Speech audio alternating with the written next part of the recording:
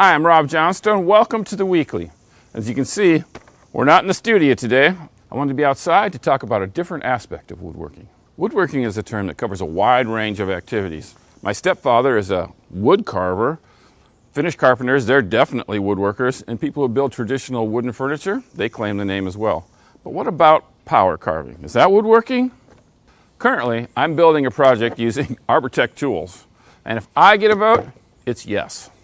I confess to being a bit of a novice when it comes to this type of woodworking, but I have been having a great time with it.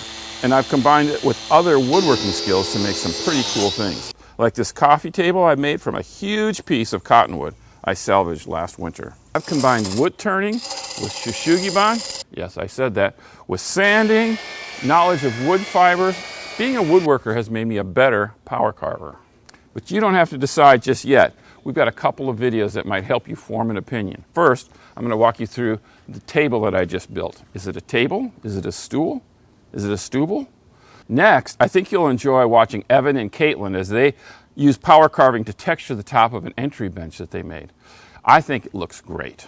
So watch these videos and then get back to us. What's your opinion? Is power carving woodworking or is it something else? Thanks for watching and see you next week.